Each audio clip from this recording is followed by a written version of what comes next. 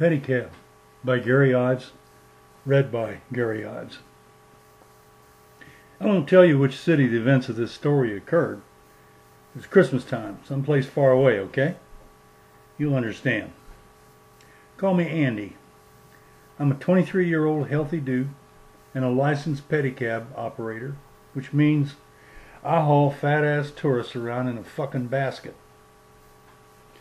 The dozen pedicabs, which are the company I once worked for, are owned by an Oriental sleazebag who also owns a payday loan and pawn shop next to a Fleabag Hotel in the bad part of downtown. Pedicab Central is the alley behind this shop. Now the way it works for him is that he rents his pedicabs to us operators. He never misses an opportunity to scam drivers, sometimes charging us extra, claiming imaginary damage to the bike or that we were late in returning. He constantly hit on the girl drivers, who consequently never lasted long. When business was good and lots of tourists in town during good weather, he'd ratchet up the rental prices. Sometimes he'd fine us. "I saw you eating in pedicab. You cannot eat in my pedicab. Fine, $10.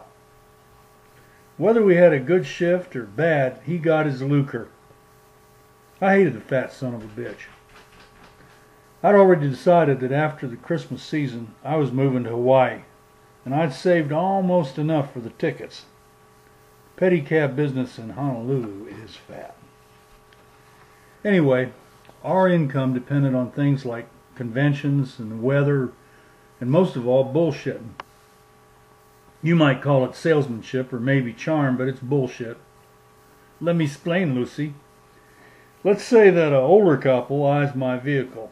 I got to come on like I'm struggling college student, and if it's a couple of young people, I got to push the exotic appeal of a slow ride around the city as though it were 1930 in some exotic Asian port, say Saigon, Tokyo, or maybe Hong Kong.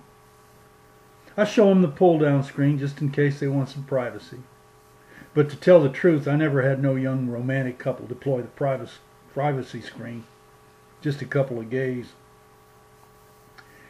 I'll go by Chinatown where I get a kickback any place they stop to eat. Ladies, if they were past 50, got flirted with. Like if I wanted to go back to their hotel rooms and bang them, which I was willing to do for $50. If it was a couple of guys, I'd act like I want to give them a blowjob, which I got to tell you ain't never going to happen, at least not for no stinking $50. Sometimes I'd unload a little ganja. You get the picture.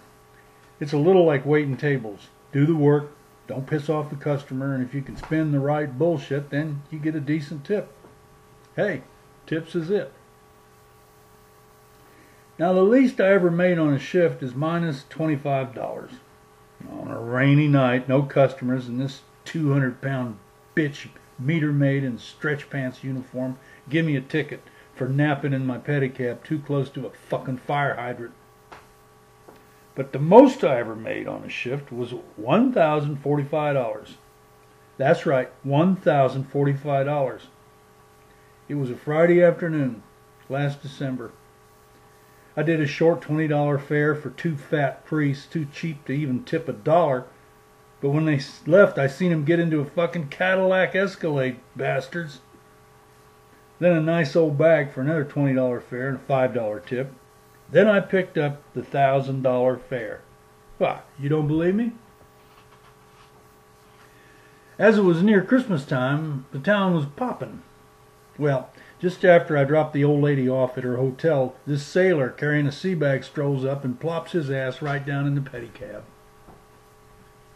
"I've been watching you, matey. You're smooth. And let me get right to the point. Crime, matey. How are you with crime? Are you down with crime?" "I'm an entrepreneur. What's the crime and what's in it for me, SpongeBob?" "It's the snatch and run. That's what's in it for you, is $100 up front and $100 after the job. That's what's in it for you," he says, waving at Chris Benjamin. "You have my interest," I told him, "but more info is required." "You know the Chinaman's check cashing joint next to the dump of a hotel?" Do I? Oh, shit, SpongeBob. Yeah, I am in. But not for no 2 yards. No. The display case in the back of the pawn shop is chock full of gold and diamonds. And then there's the cash register. Tomorrow being payday at the cannery, he'll have a shitload of cash. A shitload, you hear me, SpongeBob? I'll need $100 up front and 9 more yards to make it $1,000. Done, my man, and he passes me the $100 bill. Now let's get to that alley behind the store. I'm going to change clothes at 6:55 p.m. That's in 10 minutes, driver. I'll go around front and go in, bim bam boom, and come out the back to your fine getaway car. Savvy? He'd done his homework. He'd cased the pawn shop, knew the hours, the exits, and the pedicabs that came regularly in and out the back alley. It was winter and dark by 5:30, and in the alley he deployed the privacy screen to change out his uniform into clothes stashed in his sea bag. On time he emerged all in black, wearing a balaclava and a hammer in one hand and a pillowcase and a can of mace in the other. Not 3 minutes later he's back. Man, that was a breeze, he says. He plopped into the pedicab, pulling down the privacy screen as we rolled out into the business district as he changed clothes back into his uniform. How cool is this, I was thinking, when all of a sudden that bitch of a meter maid pulls up alongside of me. Pull over, you ain't showing no lights. I hope you's ready to pay a $50 fine. About this time, the mace Chinaman must have found the button for the alarm. All hell broke loose. Lovely Rita, she's looking around all bug-eyed like a frog in a jar. It's the Chinaman's pawn shop, I yell. They must have robbed it. I seen 2 men in black run out of there and get in a Cadillac Escalade. Now Officer Shitbag moved, flipping on her flashing red light as she gunned her Cushman motor scooter, hoping for a hot pursuit. Last I seen, she was screaming in her handset. I said goodbye to SpongeBob at the bus station where he forked over my cut. Then I sold the pedicab to some drunk sailors for $20. An hour later I was packed and standing in line for my flight. Now you want to know what rocks? Christmas in Hawaii. That's what rocks.